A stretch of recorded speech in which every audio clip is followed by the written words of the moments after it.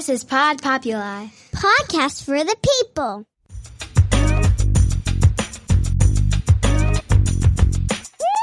The Great Love Debate. It's the Great Love Debate. The Great Love Debate.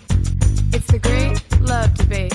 Hi again, everyone. It's Brian Howie. Welcome to the Great Love Debate, the world's #1 dating and relationship podcast. Since 2015, I am here in the very fine studios of Pod Populi, Podcast for the People. I am the one in Scottsdale, Arizona, and the temperature outside is surface of the sun. So plan accordingly. Now, couple things. First of all, last week's podcast, I got a lot of really good feedback on it. It was a little bit of a downer. So as I say at Great Love Debate here, we are always selling hope. And I'm going to sell you some hope today. In the history of this podcast, this is like the 411th episode of this. I think I have Zoomed somebody in as a guest maybe 6 times. I don't like it. I think everybody should be in person. I just, get in the same room as me. Even during the height of COVID, I kept podcasting and making people come in and spread their germs all over me. I didn't care. I wanted to podcast for you people full of germs. I made an exception. I'm making an exception. She has been on this podcast many times before. She's been on our live stage more than anybody else has ever. She contacted me about a week and a half ago. Somehow the light bulb has gone off in her love life. I will let her get into the details about that for a second. I'm going to give her a proper intro. She is the wingwoman. Is that right? She has been on a whole lot of reality television shows. Bubby Knows Best. I think she's on To Tell the Truth. Give me your list. Erin Davis, everybody. Rattle off your list. Yes, I was the host of Bubbies Know Best on Jewish Life Television for, I think it was 4 seasons. I did HGTV's Beachfront Bargain Hunt. My favorite show was ABC's To Tell the Truth.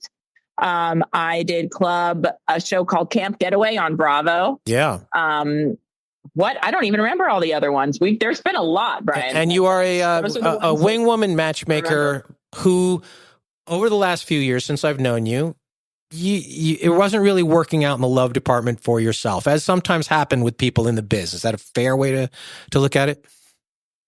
Yes, it works out for my clients, works out with my health, but I definitely didn't prioritize myself either in the process. I definitely am one of those workaholic wing women that have dedicated to helping others more than helping herself. But I have learned a few things in the process. Yeah, is that a built-in, I don't know about excuse, but crutch that you can mentally convince yourself, like, I'm so focused on these other people, I don't have time for me? Yeah. Oh my God, I'm so focused on work. You know what's funny? When I was on ABC's To Tell the Truth, you know how they knew that I was the undercover wing woman on that show? Because they asked everyone on the panel to find the real wing woman. Which one of you is single? And I had to be honest and say I was single. And the other 2 said they were taken. And they said, that's the single one. They're always the most screwed up. Oh, they knew. So that's how they undercover. Yep, that's how they found me undercover on that show. They knew which one was the real wing woman on ABC's To Tell the Truth, because that's what they said. The old, those who can't teach. I believe that. But that being said, I do defend the people in the love biz who are not in a relationship or have not been married for 20 years or whatever. Bill Belichick coaches Tom Brady, or did for a long, long time, and he never played quarterback. He never played in the NFL. He never played pro football. Yep. Doesn't mean that he doesn't have the understanding and the skill set to pass it along. So I'm not one of those people who think just because I know a lot of people in your business who are married to somebody who they definitely could not be married to anybody else, and I'm not sure they're in a strictly heterosexual relationship either, if you know what I mean.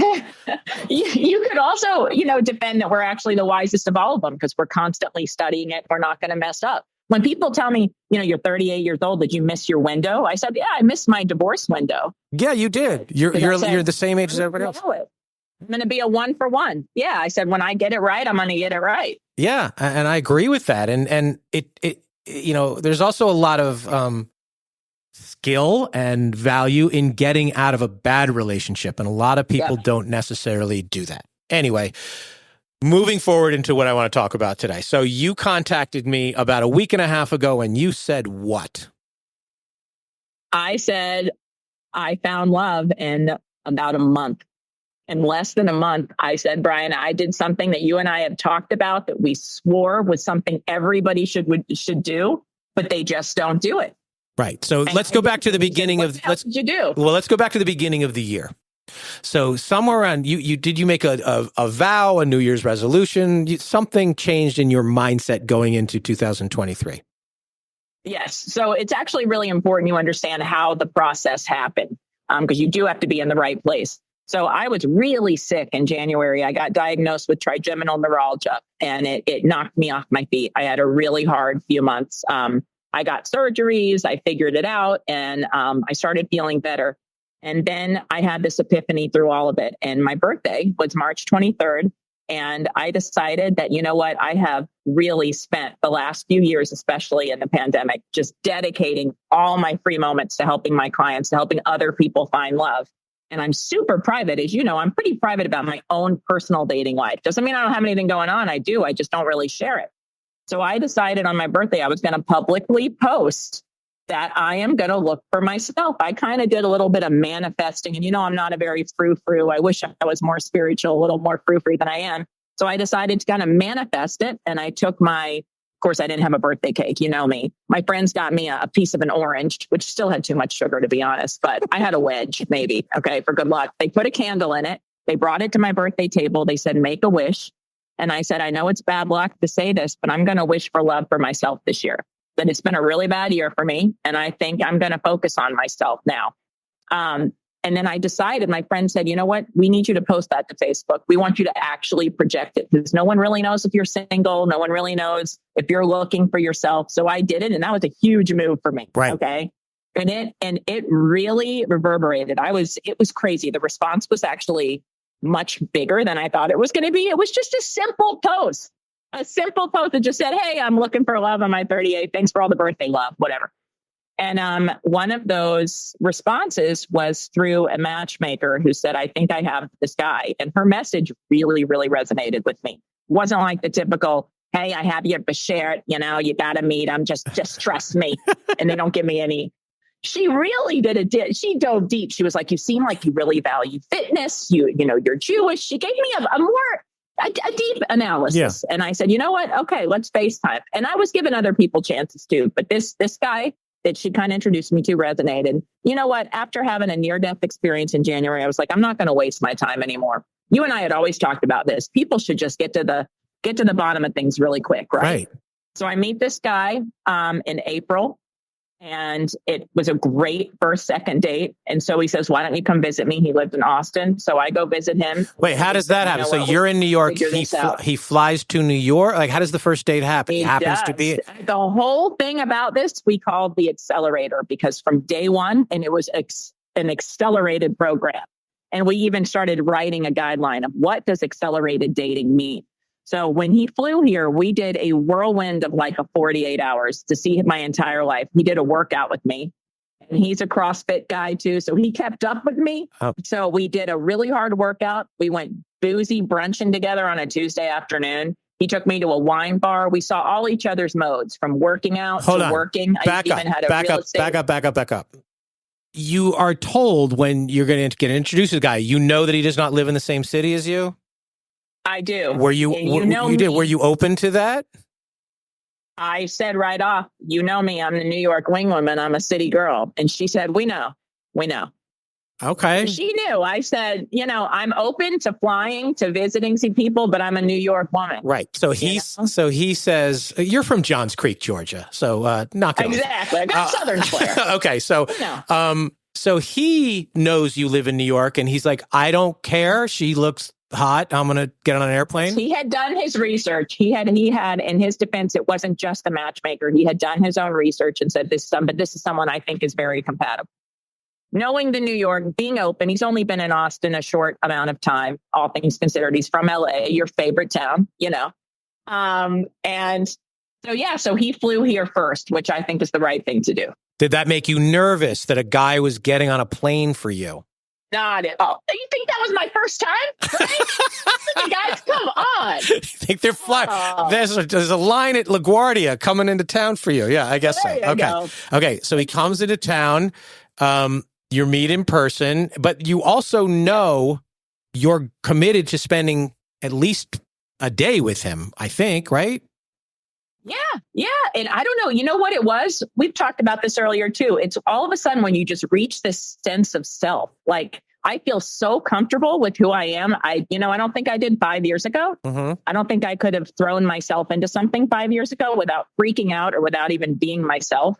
I wasn't even the least bit nervous. Okay. Not at all. You're not overthinking it all anymore. the sedatives I was on. Yeah, you're not overthinking it. And sedatives. Yeah, sedatives help. Yeah. When you have, when I had a neurological disease and surgeries, they had to put me on an anti-seizure med for a while. So I was really calm, but I promise it wasn't just that. It was also mental and emotional calm. And I don't know, there's a sense of self that hits. I guess it's really when 38, the magic number. I have no idea, but I was calm, man. I wasn't even the least bit nervous. They're not even a little bit, not even a little. Oh, I also bring my roadie. You know about my roadie, right? Your roadie? Yeah, I swear by this. I bring a roadie before any first date. So I pack my little, my little plastic cup, put a little bit of Diet Sprite and some Absolute vanilla in there. And I take it on the subway, listen to some good music. How are you nervous when you got a roadie and some music on the way to your first date? No nerves. That's my key, my secret. Okay. So you decide, did you have to set up a whole itinerary for an out-of-towner? No, so that's actually a good question because he went above and beyond with his itinerary for me. But no, I didn't. He had a whole plan that it was going to be a go with the flow. So if the first date wasn't great, he was just going to go home. But he had some backups. Well, guess what? I had backups and they were with another guy, which he now knows. Oh my God. So I didn't think I was going to see him for 2 days. I thought I was going to see him for one night. And he was only in town for a night. So I had another guy taking me out the next night. Did he, not to get too intimate here, but did you discuss the sleeping arrangements? Where are you staying before you? No. Oh, that was too. No, this was just to me on the first date, first meeting. No way. No. And I would never let a client do that either. You just come in, you figure it all out on your own, but you just come and take them on a date. That's it. You don't stay with them. It's too soon. Now, second trip, my rules. I don't know your rules. I don't believe in rules. But before you came, did he be like, where should I stay? Like, there has to be a conversation about this. He never said that. Oh, I would say no. Okay. First meeting, if they're going to fly up to see you, no, they take care of their own stuff. Okay. Fair enough.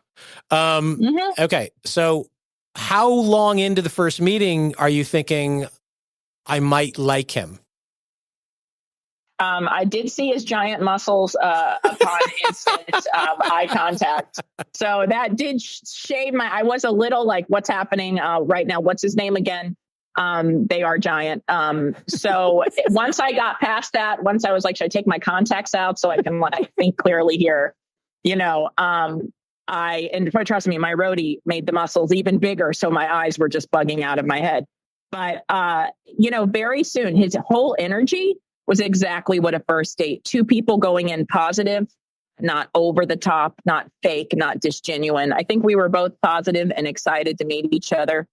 And it was just the right energy. I mean, he has an easy laugh to him. He's funny, laid back. We're going to get into the real adventurous part of this. I am here with Erin Davis. We are talking about, I think, a first date that I'm not sure it's ended yet. I got to take a quick break because we got to pay for exotic travel like these guys with big muscles do. And we will be back right after this. And we're back. Okay. First date, New York goes well. He goes to, he's getting ready to leave. Do you land the second date before he gets on an airplane? How does that work? So we hypothetically did. I think we both kind of knew this was going well. We did a workout together, which was really fun at Crunch Gym of all places, but we both did really well. And we knew we were having fun. And then we talked about a hypothetical second date in Austin. He was part of a pickleball. He planned it the next couple days. Once he flew home, he said, you want to come to Austin to do that pickleball tournament. But then does it become a headache? Like, oh shit, I like a guy who lives in Texas. Does this enter your mind? Like, what do I do with this information? Or no? It used to. What we're going to have to do another podcast sometime. I did something called a suburbia experiment over the course of the last year, where I got the hell out of New York City and I dated in the suburbs. And I said, you know what? I need to see that life exists out of Manhattan because the people here it ain't working out. Okay. And I'll tell you what, I became very open to looking at other cities and then probably brainwashing them and bringing them back here. But I still wanted to explore other cities. And I believe if two people have a solid foundation, you can make it work. If both are flexible, and he told me right off the bat, he was a flexible person. He loves to travel and he would live somewhere else. Yeah, I think so too. A lot of people are so stuck in their ways because then they can blame the city. This city sucks. There's nobody here, and that's why I have found it. And then they realize if they move to another city and it doesn't work out, well, maybe it's them.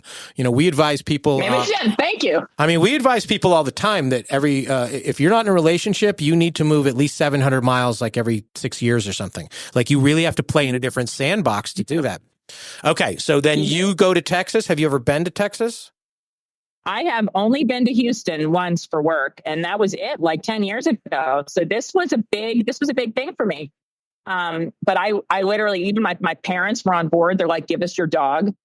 We were going to pet sit for you for a couple of days, and you need to get out of town. You need to go figure this out. You should see my parents are all my old fashioned Southern parents who met at Denny's Diner were like, honey, you need to get on a plane and you need to figure this shit out. You're 38 years old. Let's do this.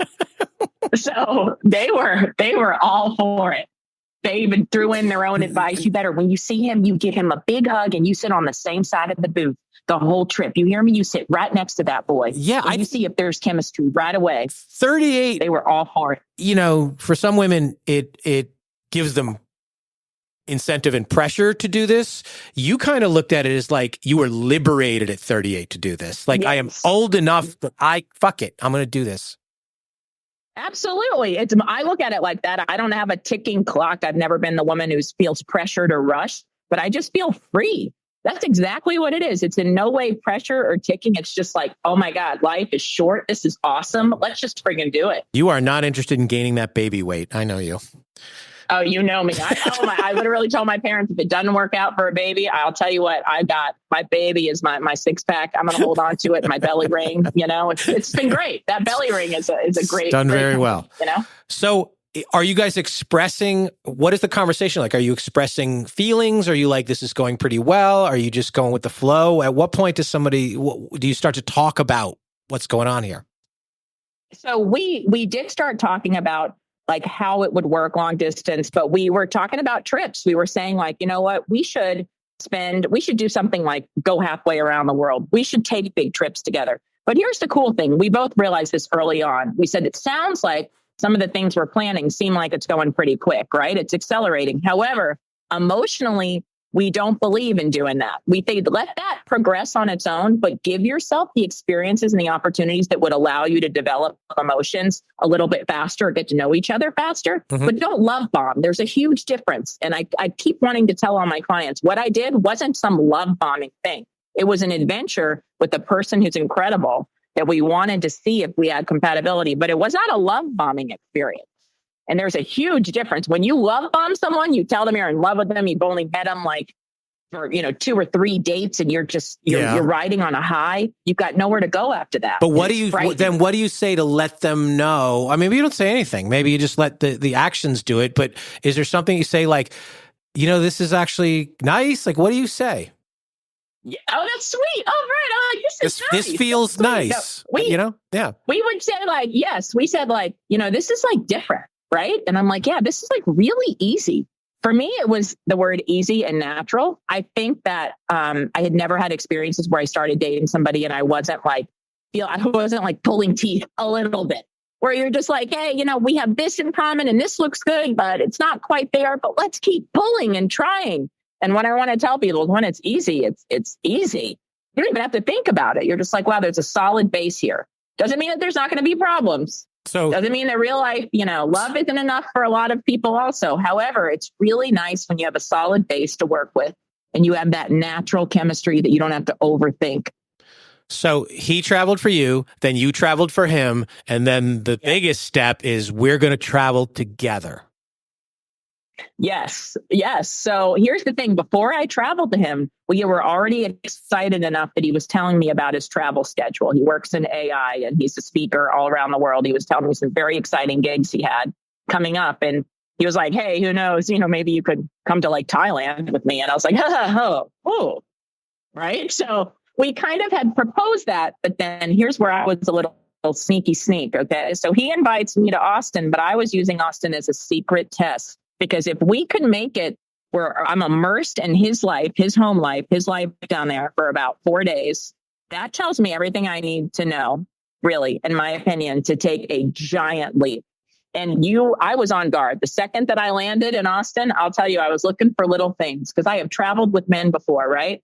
First thing I did, I had to go to the bathroom. I walked into his bathroom in Austin, looked around, with the toilet seat up, which, by the way, is a good thing. It's a good thing. I want a guy that doesn't care. He needs a little bit of teaching, a little bit of refinement. But where my heart started to skip a beat was that he had denture cleaner just left out on like denture cleaner tabs just left out on the sink without any regard. Well, I swear by my night guard, and I'm always nervous to tell a guy I wear a night guard till like at least the third or fourth sleepover. Right. Right then and there, I was like, he's just laid it out on the counter, literally. And I came out of the bathroom and I said, be still, my heart. We share the same Efferdent, Polydent denture cleaner. And I said, so that means I can tell you about my night guard. And like, right, that's what you need to have. You need to have that like comfort that I don't want to travel with someone who's OCD, who tells me you no can't secrets. Use this washcloth. You need to use this hand soap. You can't touch this. You sleep on this side. And right away, I could tell this guy laughed it off, the way he welcomed me into his home. You know what else he did? You'd love? He works for a pet sitting company for fun on the side, because he loves dogs but doesn't have time to own them. And he rented a dog for the trip.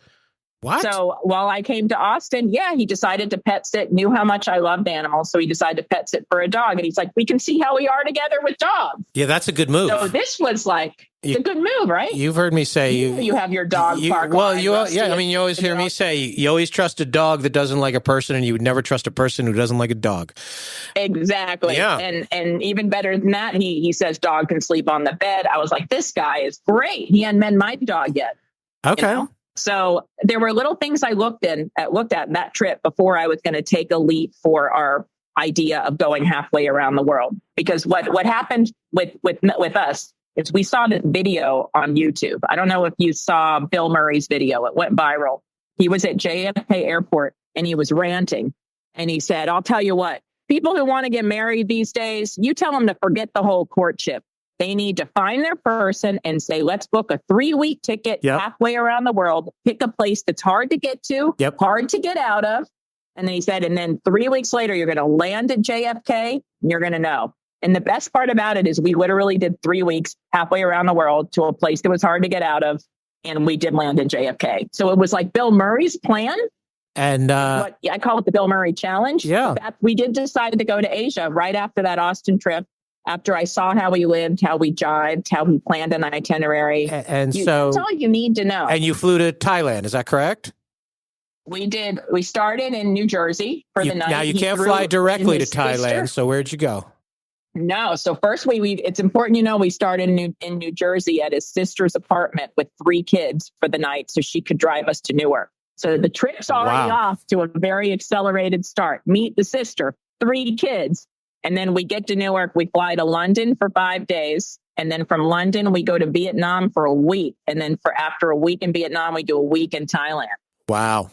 So it was a lot. So we started, to me, it was good. London was like a good, build up, right? Yeah. It's not too much of the jet lag. It's a little foreign. And then it's a little different. It's a little bit of a hop. And then Thailand. I've been to Thailand, I don't know, 6 times. I've never been to Vietnam, though. People who go to Vietnam swear by it. They say it's the best. They love it. Yeah. It was amazing. And it's a great trip to do with somebody because the language barrier, the cultural barrier, it's giant. So you've got to navigate everything together. The weather is crazy. I secretly got E. coli. I didn't want to tell him. And I was like deathly ill, but I didn't want to ruin the romance. So imagine that obstacle on a trip in Vietnam. You're hiding all your stomach symptoms. You're trying to be sexy. I imagine with his muscles and your 6-pack, you're both fairly healthy eaters. That part of the world is actually pretty good for that. Like both of those countries. Yeah.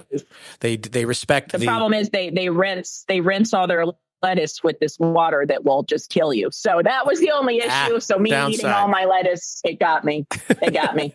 That's true. It got me. Lettuce is salads are one of the number one transmitters of food poisoning, which I just found out like a week ago.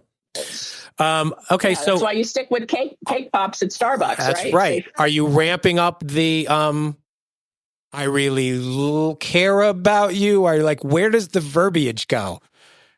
There's no I love yous, I take it. But where does it, are there expressions? Maybe there wasn't. Well, I need to know. When does like, I think I'm falling in love with you? Where does that happen? Somewhere over Vietnam? It happens on the penultimate night of the entire trip. It was in Thailand. So toward the end. I mean, we really made it through a lot. And it's not an easy thing to travel with somebody to these countries. Not just the time difference, not just my E. coli. Yeah, no, we had a flight. I mean, we had a flight snafu. We had like really crazy weather.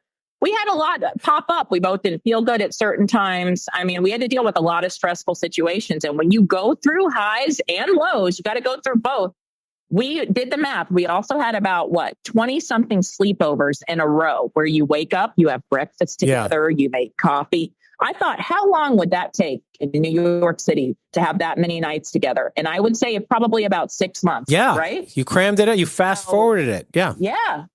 So we did tell each other that we loved each other after about 3 weeks. So right before the trip ended. And then that's when we did the math and we said, does it sound soon or no? And I said, when you think about it, it feels like it should be.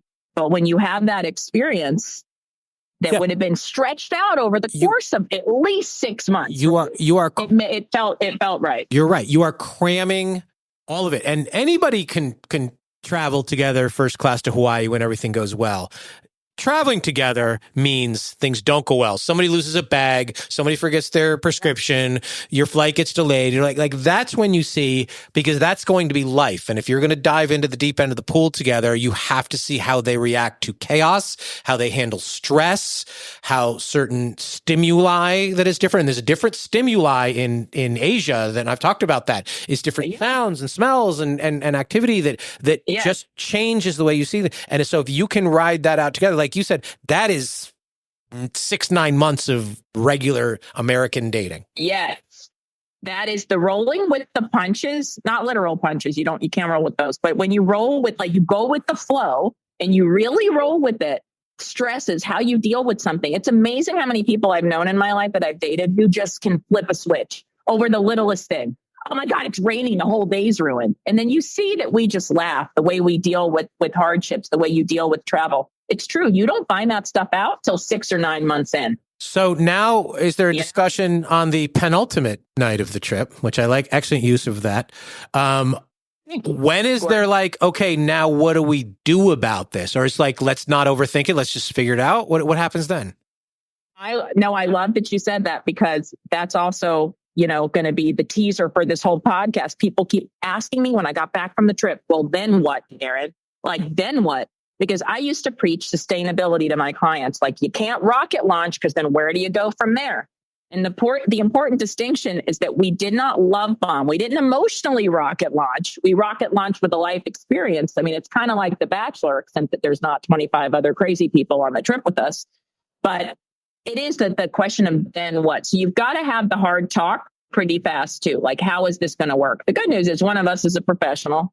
So I do know kind of how things go wrong, what could go wrong, what our obstacles are going to be. Because the sad part is, I know we're preaching hope, Brian, but the truth is love is not enough. You can find someone and be deeply in love and life can get in the way, right?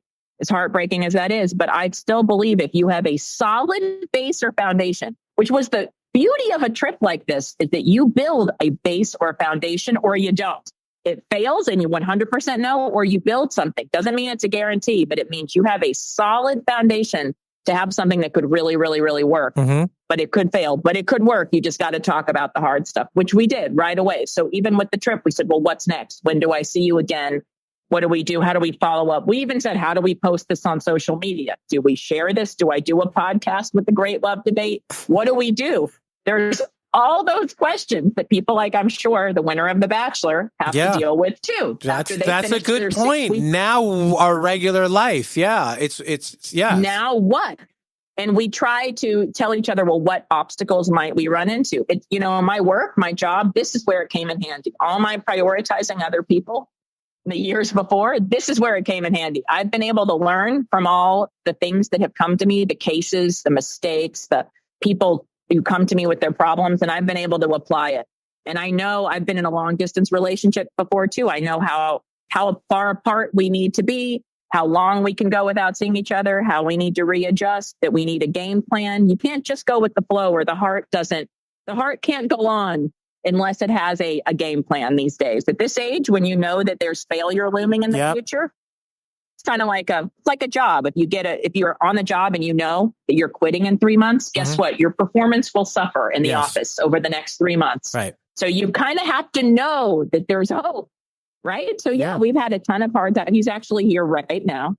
He's downstairs at a coffee shop because he didn't want to be nervous hearing me speak to you, nor influence what I was going to say. Mm-hmm. But we are dedicated. You have to have two people that are truly dedicated. I would say that's the number one thing coming off of a crazy trip like this, is that you have to be dedicated to a different kind of rolling with the punches, that you're still learning about each other, because there is no substitute for time. I will say 3 weeks, you can get in a lot of experience, but you still haven't known this person for 5 years, for 10 years. So there is no substitute for that. Now we're rolling with the punches as we learn who we are in real life. And you have to keep that open communication going. As you've said many times, at the end of the day, you still got to want to bone them. And I think you like the muscles. Oh, you know. Oh, yes. Oh, man. He had a CrossFit competition this weekend, and I'll tell you what, that's good enough. That is very good for me. I know you. Yeah. So you got out of your comfort zone and you took a chance, and you were old enough to understand what you do like, but also wise enough to understand this is what I might not like. Yeah. And go for it. Yes. And also I'm secure enough with myself that say something didn't work out on this trip, I know how to conduct myself and have a great time, and we'd be friends and we'd be adults. Like, I think when you take this kind of a risk with somebody, you also have to be able to go with the flow. If it doesn't go, then just enjoy the trip. Because the best part is, worst case, I mean, there's probably a million worst cases, but one of the worst cases, if we didn't work out, would I not have a trip of a lifetime anyway? Yeah. I mean, worst case is one of you doesn't come back, but I suppose you got through that. Yeah. I was going there. Yeah, all right. Then I make a good 2020 special or something. There you go. That's the best case, I suppose. I'm very proud of you. Yeah. I'm very proud of you manifesting this. I'm very proud of you getting out of your comfort zone. We've been talking about this stuff for years. Great Love listeners, you've heard me say this all the time. It's probably not going to be somebody at your local bar where you go all the time. It's going to be some way, someplace, somehow, someone that you did not think was even a possibility. And you got to go for it. Amen. So tell everybody where they can find you. This was the best. Yeah. You can find me right now in New York City on the streets walking around on this humid summer weather. But I am on, my website is erindavisww.com, Instagram, Erin_wingwoman. And I still throw my monthly matchmaking Shabbat dinners for the Jewish community. And that's ShabbatNess.com. And that's in New York City. But I'm traveling a lot too. It's a good remote world. So I have clients at all the big cities around the US. So I like to get up and out. All right. Well, hopefully I will see you on your travels. If not, I always tend to run into you in the big city. So hope springs eternal in the big city. As far as us, do you have a podcast yet? It's ridiculous you don't have a podcast yet. I know. So you need to help me do one. I'm bad with tech, and I don't look as good in headphones as you do. I need help. Tech. Yes, I need to do one. I've been a guest. How many have I've probably been on 200 as a guest. Yeah. It's my time. It's my time. So I am starting one very soon. Yes. For those of us who have one, like, share, follow. Please review this podcast. Your reviews mean a lot in the podcasting ecosystem. Shoot us an email, greatlovedebate@gmail.com. If you have any tales where you threw caution to the wind and just sort of went for it, go to greatlovedebate.com. I'm not sure which tickets are on sale for which shows on there, but take a peek at all of them, because, as always, at the Great Love Debate, we never stop making love. See you next time. The Great Love Debate.